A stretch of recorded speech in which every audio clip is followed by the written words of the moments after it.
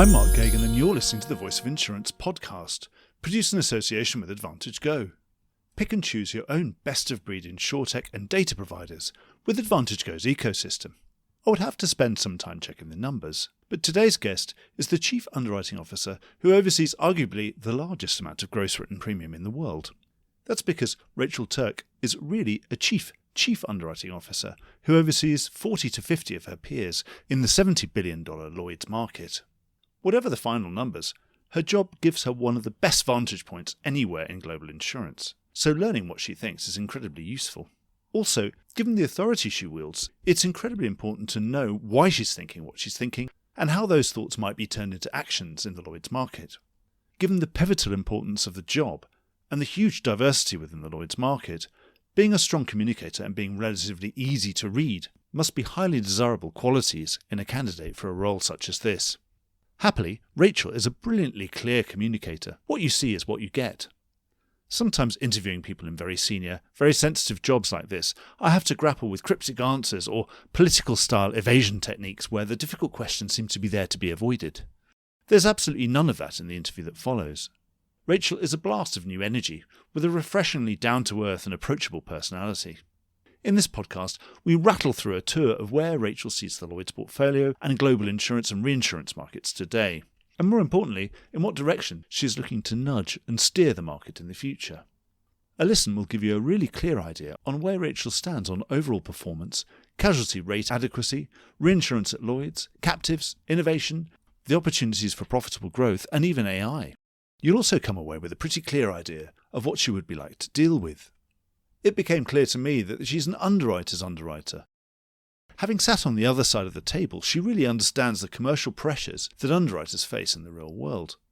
But because she sat in those shoes, she can recognise all the ways that even the smartest underwriters might start to repeat the mistakes of the past. I really enjoyed this. I think this is one of the best episodes of the year so far, and can highly recommend a listen. Enjoy the podcast. Rachel, welcome to the Voice of Insurance. Thank you very much. Delighted to be here. It's really, really good to have you on the show. For anyone who doesn't know you that well, why don't you tell us a bit about yourself, your career to date, and how you got to where you are now? Yeah, thank you. So I joined insurance in 2009. So I was formerly an accountant and I also worked as an equity analyst. And there weren't very many more miserable careers than being an equity analyst in the height of the financial crisis. Well, I suppose you also have to get up really early as well. You do have to get up really early, yeah. And insurance came knocking. So Beazley came and approached me and said, would you be interested in D&O insurance? And I was like, I have literally no idea what that is. And they explained it to me and I was there saying, sorry, people buy insurance against the risk of them being sued by their shareholders. That seems like an odd concept, but there we go. And I took the leap, joined Beazley in 2009 and ended up 10 years as a very fruitful career in US D&O. Were you analysing insurance companies? No, I did European media and internet companies. Oh, right. So there's that media connection. I mean, it's media connection, yes. And in a way, a lot of what I did when I was at Beazley, I did a lot of the tech companies. So I'd had a bit of an analyst background in the tech side.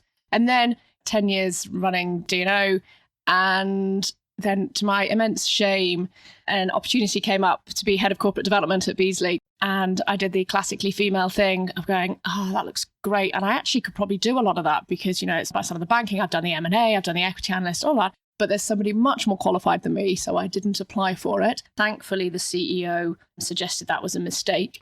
And I did apply and I got the job. So it was chief of staff to him and also head of corporate development. And then things went on from there. I became group head of strategy at Beazley. And then in November 2023, joined Lloyd's as the CEO. Excellent. So if you had imposter syndrome then, you can really have it now. I know, exactly.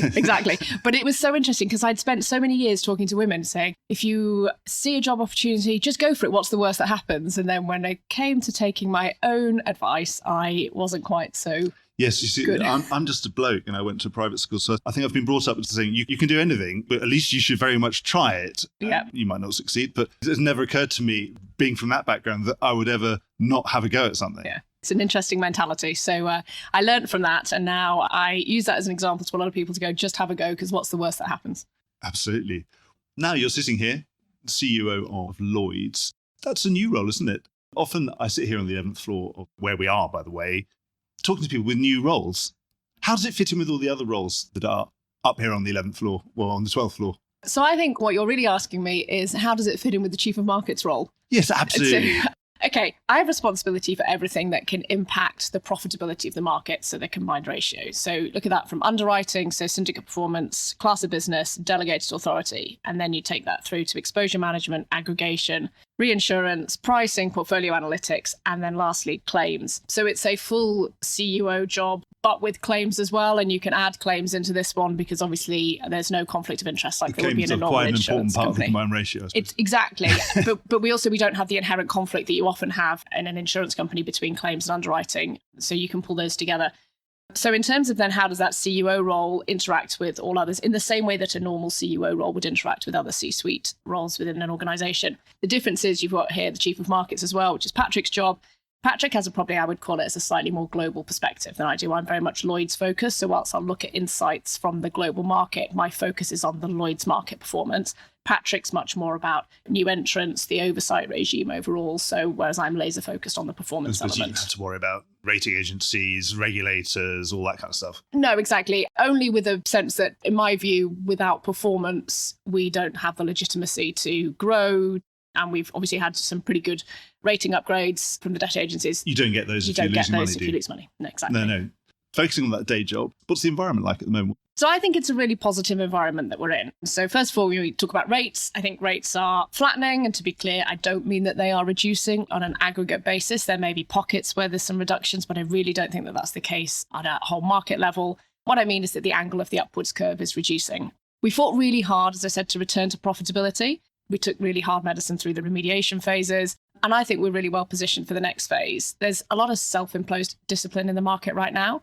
And there's some discipline that perhaps we at Lloyd's also will instill into the market. I think we're probably getting close to a tipping point, though, where discipline needs to remain in order to continue to reap the rewards of profitability. As I said, without that profitability, we don't have any legitimacy to grow or to operate on a global scale. So I think we're in a good place, but we need to just maintain that laser focus on performance. So what about growth? Obviously, the eternal dance between growth and profitability. Obviously, there are growth ambitions, and now is a better time to grow than it would have been 5 years ago.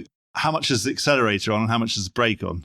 So for me, profitability comes first. So this is a weird persona for me. When I was at Beazley, I was like, growth, right? It was a fun place to be. And now I'm really enjoying being the grumpy underwriter in the corner going like, profitability. Anybody heard about that? So I think you can have both. I think you can have growth and you can have profitability.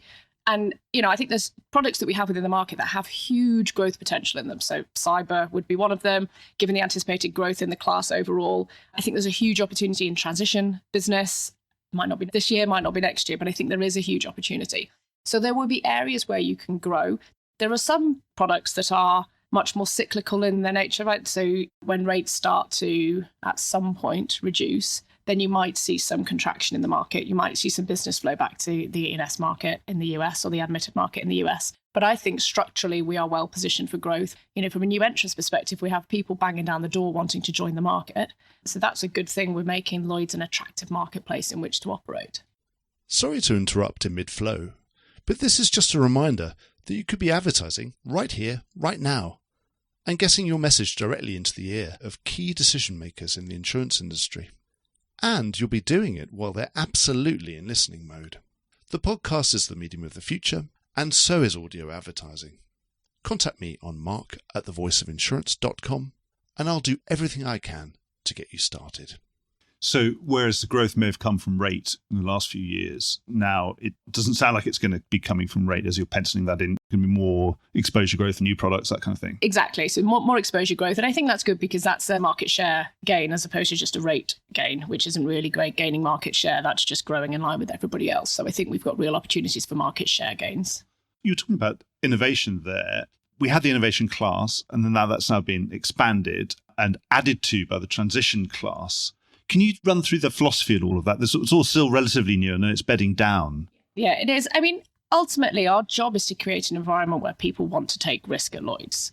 And the last major new product to be developed was cyber. Now, cyber has gone through multiple evolutions. It's almost unrecognizable now from the product it was 25 years ago when it spun out of tech E&O.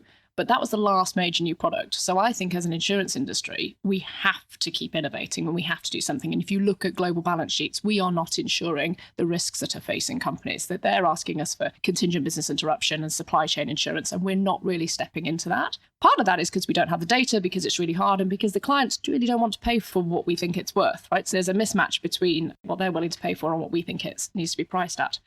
But what I can do from a Lloyd's perspective is remove some of the structural barriers to innovation. So if a structural barrier is it might lose money initially because we might not have the data and it might not be as profitable, and therefore why would I do it? And therefore from a Lloyd's perspective, you might be looking at me saying, well, you're going to penalise me on my plan if I lose money in this particular area. We can make a commitment to say, we'll ring fence that, and therefore we won't take that into our assessment of how well you meet plan and your combined ratio overall. Now, just to be clear, your capital providers may well be less willing to accept the losses. I'm not talking for the capital providers here. I'm talking for how we do it as an oversight regime. So really what we're trying to do is encourage innovation. So that's the ICX. And then TCX, again, I mean, as I said, I think there's a huge, huge opportunity in transition facing this market. It was seen, I think, 3 years ago as being a tax and a cost on the market. Transition, sustainability, it's all about increased reporting. I think it's so much more than that. There's huge opportunities, but it's hard, it's difficult, it's complex. We don't know enough about it. And so what can we do to encourage people, those that really want to specialize in this, to give it a go? And that's where we're coming up with those two classes. If I was describing that to a layperson, I'd say this is sort of 5% of your capacity for innovation, that you've been giving people permission to go and innovate and almost encouragement. Yes. And the same with the transition. Precisely. And then the other bit that we can do with it is, so we take a reasonably dim view of what we call blind follow, which is people following in classes of business where they have neither the capabilities or the portfolio management expertise. My dream would be under TCX that we have some form of market-wide consortium that can write this business. So a lot of the TCX business that I see, or the transition business I see, needs really big line sizes, which you therefore naturally leads you to some kind of consortium. And if I think about, if we go, let's go in dollars, roughly $70 billion premium through the Lloyd's market, if you write 100 million of risk, the Lloyd's balance sheet can withstand any losses. An individual syndicate, it's much more significant with those individual syndicates. So some of that, I sort of think with ICX, because we've seen an ICX consortium, TCX, if you can do some kind of market-wide consortium, and therefore, again, with that differentiated oversight, I'd be more inclined to say to people, okay, with 5% of your stamp capacity, you can follow. You don't need to necessarily have the portfolio management capabilities to the same degree. You don't necessarily need to have the capabilities in whatever it might be in transition, but you can support those leaders in the market and get Lloyd's. Lloyd's is known for being niche specialists that know what they're doing. So let's encourage that to be written. But if we need large line sizes, if we need to raise the risk up to the Lloyd's balance sheet level, we can do that through these two mechanisms. So it's sort of, yes, blind. I suppose no one wants to do anything with their eyes closed, No, but exactly. You're going with your eyes wide open, but at the same time, with that knowledge that perhaps none of us know exactly what we're doing. That's exactly but right. there are at least two people here, well, I know have spent a lot of time researching this, got some PhDs behind it or something, and they're making a good stab at what might be the right rate or what might be the right coverages here. Exactly right. And you're happy with that? Let's say, yes, more blind follow because you need the capacity. Precisely. It's because no one can really know. Nobody really knows. I think what we'd want to see is you have some form of strategy behind the capacity that you're deploying. So it's not just I'm going to back a little bit of everybody and just see what happens. It's like, I've done my research. I think these people know what they're doing, so we'll put more capacity behind them. That doesn't mean that we necessarily think that we completely understand carbon capture or whatever it may be, but we think these people do, and we'll put our capacity behind them. You were talking about cyber being the last big product. I've had a few people on the show talking about insurance of carbon credits as being touted as the next cyber. Are you excited about that as they are? To be honest, I really don't know. It has the potential to be a really large market. Some of the numbers I've seen bandied around go, it's a $50 billion, the carbon credit, carbon offsetting voluntary market. And so therefore they want some insurance behind it. I mean, that's a decent sized market to be going after. With all of these, the people that I've seen doing it thus far, we have a thesis in insurance as to what they need, and then the clients want something slightly different. So whether it is actually as big a marketplace as we think, when we've seen some of those that are now working out how to insure it, they've had to shift their value proposition quite significantly. The people that they thought would buy the carbon offsets aren't the ones that buy the carbon offsets. They get their security really from the banks. So I don't know, if I'm honest, but I still think that it's worth exploring. We'll see. You mentioning about follow, we've had a rise of automated follow, and something perhaps in your previous incarnation at Beazley, something Beazley's been up to, but other participants in the Lloyd's market are doing this. As thinking as CUO now, in this different role, looking from a greater height, do you think there's any kind of optimum amount of capacity that could be marshaled in this way? For example, would there be a percentage beyond which you think, goodness me, this is probably not healthy? Or what are your thoughts about it? It's a really interesting view. And I think when I first joined Lloyd's, I came in with a definite view because I was coming in it from an insurance carrier background. And then when you switch hats to Lloyd, we can be much more distribution agnostic. It's not necessarily about how the business comes in. It's about how well it's underwritten, how profitable it is, how much people know about it, the controls, etc., that are in place. So if I was coming in from an insurance carrier, I think I'd have a definite, I don't want any more than X in my delegated or my sort of follow market. I am more relaxed from a Lloyd's lens. What I want to see is good management of the portfolios. You can talk about smart follow underwriting or automated follow. I think that's an incredibly valuable part of the market. I think it helps a lot with acquisition costs and expense ratios, etc. So I think that's really valuable. We need to ensure we don't lose the lead capabilities and the niche specialisms that we're known for here, because without those, you don't have any decent follow. You're not able to do the follow. You've got no one to follow, so you've got to keep those. So you need some kind of percentage where you've got enough of the lead. But the delegated arrangements, my view is you should be paying as much attention to the delegated arrangements as you do to your open market. This isn't just that you delegate it and hope that somebody else looks after it for you. I have a number of people come and moan to me about delegated arrangements in the market and the MGAs, etc. My response is normally the same, which is, but you provide them with the capacity. I don't monitor MGAs. I don't police the MGAs who are coming into the market. It's your job. It's your job, right? Because you've chosen to give them capacity. So we do, obviously, through the delegated performance team, look at the cover holder space and the MGA space. We have an idea of what's going on, and we do look at the performance, and we are getting a bit more actively involved. But just to be clear, we don't make decisions as to which MGAs are being backed by Lloyd's markets. That's what they do that themselves. Even if we end up with a market of people twiddling knobs and pressing buttons, they better be skillful at this, because, the implications, you can press the red button or the blue button. It's up to you. It's still an active choice, isn't it? Exactly. You mentioned about acquisition costs. This stage in the cycle tends to be the moment where they start creeping up. Is that inevitable, do you think? It's been nice looking at Lloyd's numbers over the last few years with expense ratio creeping down, with the acquisition costs coming down a bit. Do you think, as we've got lots of nice profitable business coming in, brokers might say, people want this, I might be better remunerated for this? Yeah. So I think if we keep talking about it, acquisition costs are definitely going to go up. In the same way, if we keep talking about rates coming down, eventually rates will start to come down. We are incredibly good in the insurance industry of talking ourselves into future trends before they actually happen. We've provided some acquisition cost benchmarking data through the acquisition cost tool to the market. And some of that is so that there's a little bit more analysis behind what they're doing and how much they're paying for business. I think in a utopian world, I would love to see all of the efficiencies that we're able to harness from automation, digitalization, both the underwriter and the broker level being passed on to the client. Now, I'm not 100% convinced that that's going to be the case. I think it'll get stuck somewhere in the value chain. In the perfect market, that should always happen. Actually, to be fair, insurance is pretty competitive. We know. I was a broker. I know how competitive it can be. So actually, yes, the client does benefit at the end, and these savings are all illusory. Yeah, I agree. So I think the client will benefit, but I think it will take a little bit of time for it to flow through to the client, and there will be a transition of some of the efficiency gains through the value chain until it gets to the client. Does that mean therefore acquisition costs go up for a little bit? Possibly, but as I said, again, it's onto the market to manage this. We're providing the data to the market so they can manage their acquisition costs. Yeah, ultimately, it comes straight out of the bottom line. It does. What about the big debate, big picture? You've got a really big bird's eye view now. You've got so much data. Are you the largest single chief underwriting officer in the world? One of the largest anyway, the largest amount of premium income that you're overseeing. Where do you stand on the big casualty debate that we've been having? Actually, the definition of casualty is it's always a debate because it's long tail, so you can always argue the toss one way or another. And of course, it's very meaningful, even small percentage points today, if you compound them over 7 to 10 years, because that can put you quite a long way off course. But with all the data you've got at your disposal, how happy are you, at least with current business? Yeah.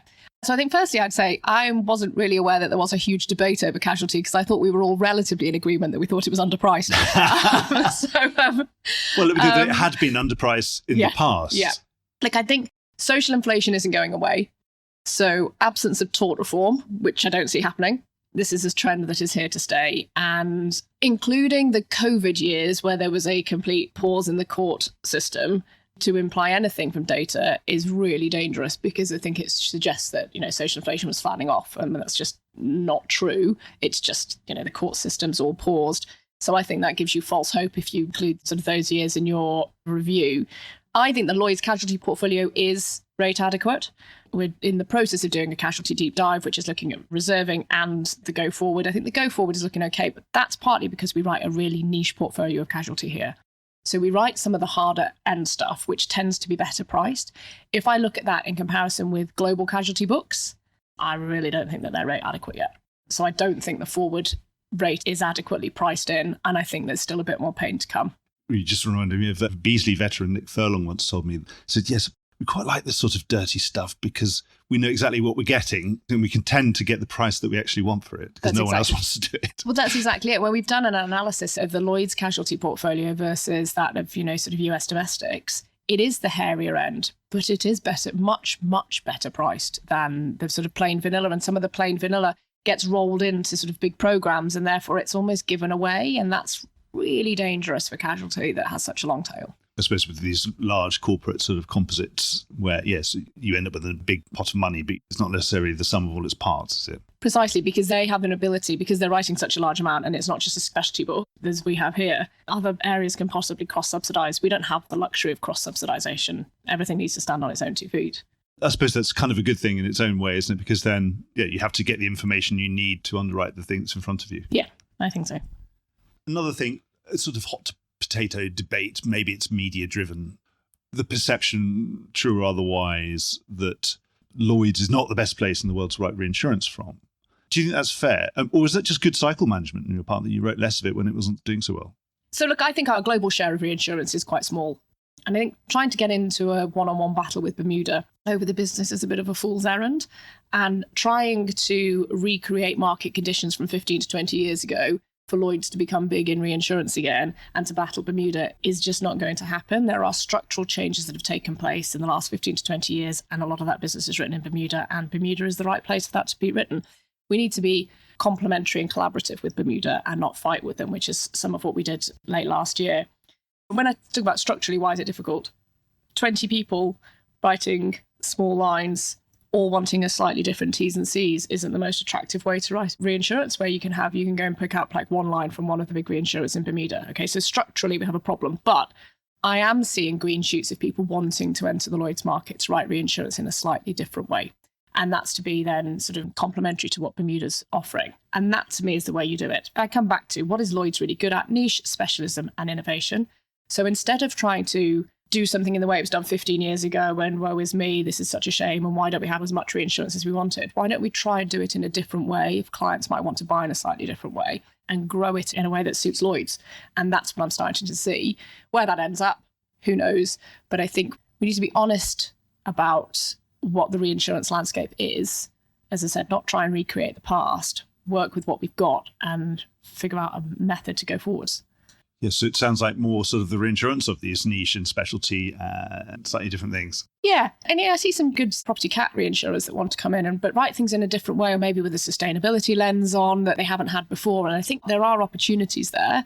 It's just you're not going to beat Bermuda at its game if you try to go head to head. It just won't work. Yeah. Course, and there are always exceptions to the rule. There's some exceptionally good reinsurance businesses that are Lloyd's only. There are. Yeah, absolutely. Exceptions to prove the rule. But as a general market, what's our share of reinsurance? 6%?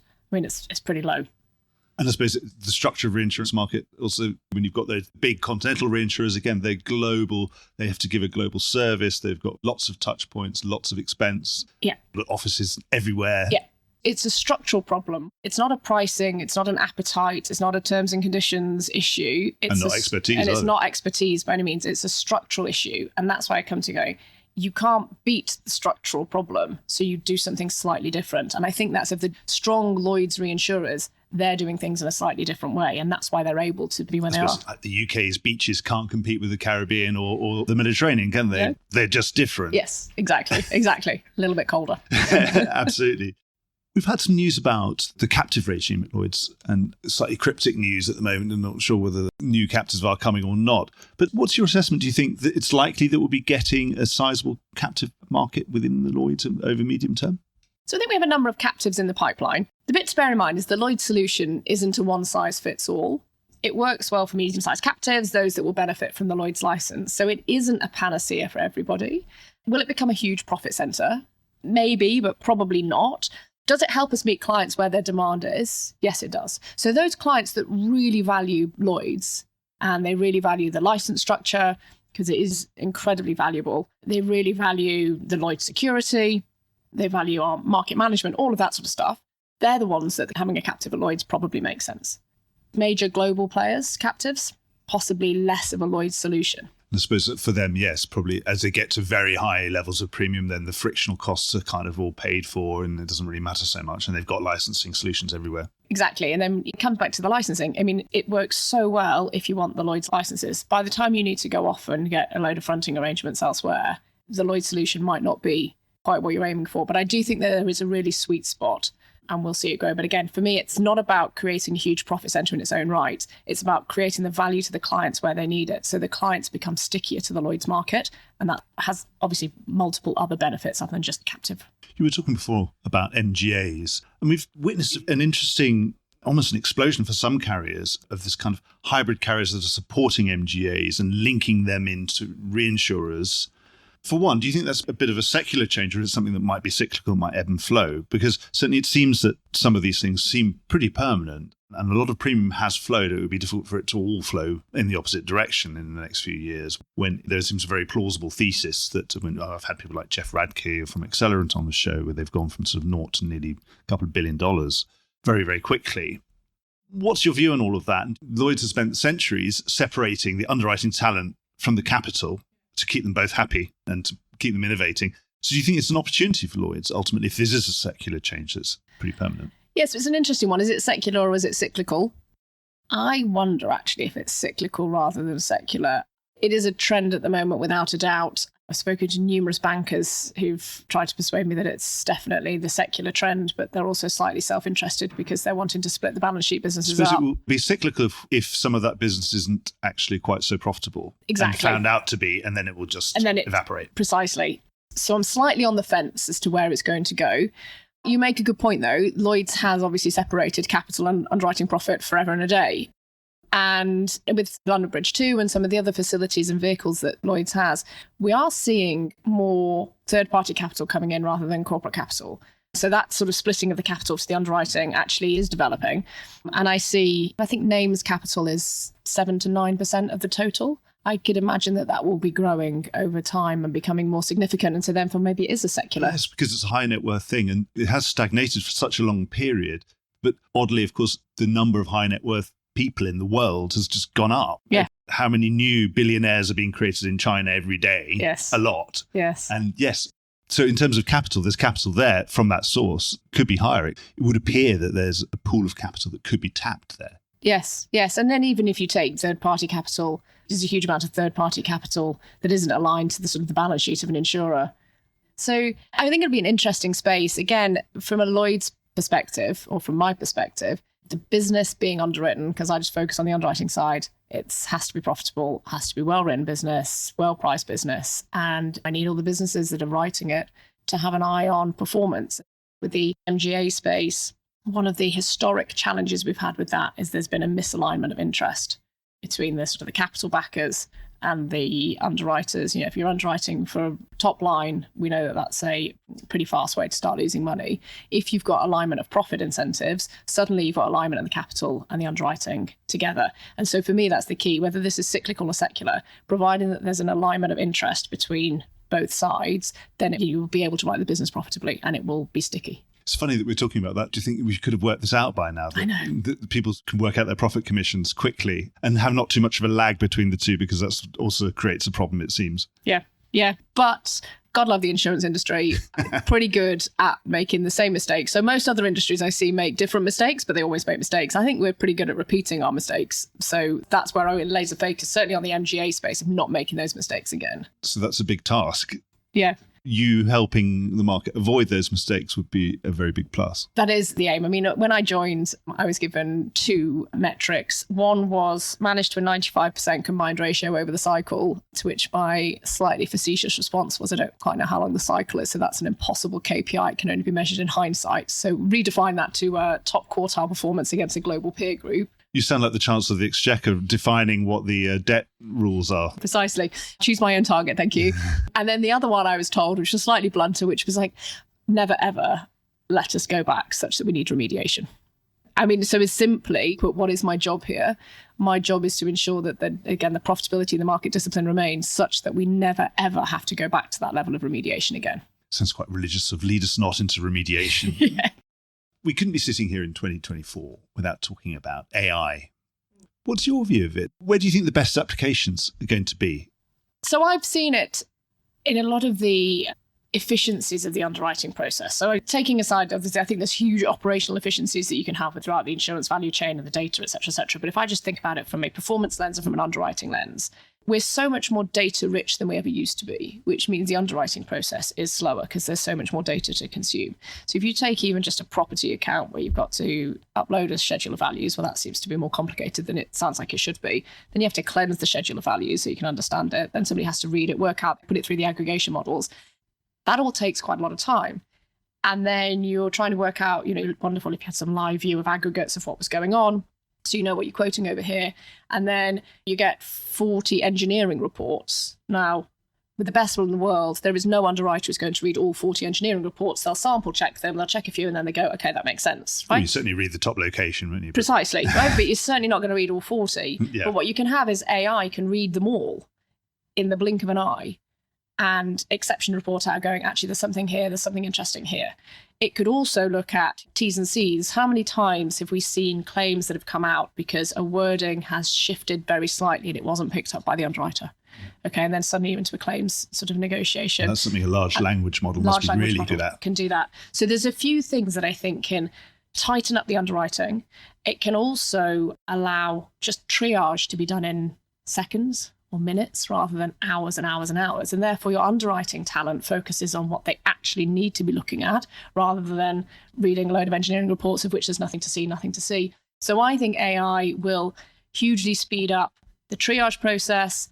Also, in this world that we live in, if it's a relatively plain vanilla risk, fastest finger first wins the deal, right? So the quicker that you, as an underwriter, the quicker that you can respond to the broker with some terms and conditions that are pretty much going to get you the deal, then you stand to win. So you're able to sort of outprice, outperform, outcompete. I think AI is going to be hugely valuable in that. What about in your department? You've got more data than anybody else. So if you've got some little digital assistant saying, oh, this is interesting. Have you noticed this? Have you seen this? We are building that out without a doubt. And it's something, it's on the list of things that we want to look at. And we have a great AI team here. And I send them, it's like sending my Christmas list in to Father Christmas of going, this is what I would love to see. Could you do that? And so they're building some of these. A lot of them are coming out as trials at the moment of what we could do. We have so much data. And, that is one of the problems. There's so much data. How on earth do you analyze it all? And how do you know what to look for? AI can really help to cut through that. So one of the examples that we're using now is everyone says it's an ORSA. And how long's an ORSA? I don't know, 100 pages or so. That's a lot of document to read. But there's some nuggets in there. How do you get the nuggets out? Well, I mean, I can outsource that. I can offshore it and say to somebody, outside of the UK, can you please read through them all and tell me what they could be? Or you put it through a large language model. And it's suddenly going to give you the insights through the ORSA, which might help you from an emerging risk point of view, help us think about what the trends might be 5 years' time. Because then again, when you're looking at market management, whatever we do at Lloyd's doesn't make any difference really in a 12-month period. It's much more 3-5 years. So we need to really look far out. And where do you get the best insight for where you're wanting to look further out? You get it from the insurance companies themselves. So it might be a really handy assistant telling you avoid mistakes of the past. Precisely. So these are some new mistakes that are actually variants of the old ones. Yep, exactly. That sounds really interesting. So yes, well, looking forward to seeing some of that, and perhaps yes, hopefully at some point in the future, when we've got future Lloyd's presentations, we'll see something that's AI generated. It'll be really, really interesting. We'll see, and again, also hopefully it'll be easy for them to get the AI to do all your presentations for you instead of having to spend weeks doing it and thrashing over it. It'll be really, certainly for those market messages and all those things, it'll be really interesting. I think I've come to the end of all the questions that I had. I wanted to go really fast because I knew you didn't have very long, but I thought made you go over time, which is obviously a small victory for me. Have we missed out on anything? It was a final parting shot to the market or to anyone listening. My message is that performance is key. Whenever I speak to anyone in the market, the CEOs, the CUOs, their message to me is, please don't take your eye off performance. So my message back is that is the only thing that we think about in the underwriting team. And in terms of yourself, you sound like you're agnostic about most things, but as long as the numbers add up. Providing the numbers add up, exactly. Yeah. Look, God, I love a exciting, new, interesting business model. I love the growth objectives. I love all of that. But fundamentally, if it isn't accretive to the market, if it isn't going to make sense, I want the market to manage itself. I want that self-discipline that I talked about to be there. I don't want to be coming in with a stick for anybody. I don't think that should be my job. I don't think I should be coming in as telling people what to do. I want to give people the data and the insights such that they make those decisions themselves, and that we enter into a much more, as I call it, adult-to-adult relationship with the market rather than parent-child, which is what Lloyd's was in through the remediation years. So it sounds like, again, I think when I first spoke to Patrick 3 years ago now, he said he wanted to try and move on from that phase where, well, why can't we work together with some of our better people rather than the prize was to be left alone? Now the prize might be that we could really work together to do something more exciting. Work together and learn. There's some fantastic, fantastic businesses within the Lloyd's market. Let's amplify them. Let's learn from them. The better that we all become as a Lloyd's market, the more valuable all of those great businesses are. Yeah, and I suppose growth and profitability have to go together, because if you grow unprofitably, you go bust very quickly. That is very true. Rachel, I've really, really enjoyed talking to you. Thank you so much for your time. And Thanks so much. Hopefully we'll get you back on the show soon. Absolutely. Thanks so much. Thank you. Well, I hope you enjoyed today's episode. If you did, don't forget to subscribe or leave a like or a review or recommendation on whatever podcast platform you used to access this programme. These really help get the word out. Before we go, just a quick reminder that advertising slots are available here and in other places in the Voice of Insurance podcasts. Podcasting is the fastest growing medium and attracts a high quality audience of key decision makers. It's also an intimate medium where you, the listener, are right in the room with me and the interview subjects. Needless to say, that means it's a great way of getting your message out directly to an audience because you know you've got their full attention. It's also very cost effective. So get in touch with Mark at thevoiceofinsurance.com to find out how you could be speaking directly to the industry. The Voice of Insurance is produced in association with Advantage Go. Release your underwriters to underwrite with Advantage Go's underwriting platform. Voice of Insurance is produced by me, Mark Gagan. Music was written by Anna Gagan and produced by Carlos Gagan. Check out more podcasts and written comment pieces at www.thevoiceofinsurance.com.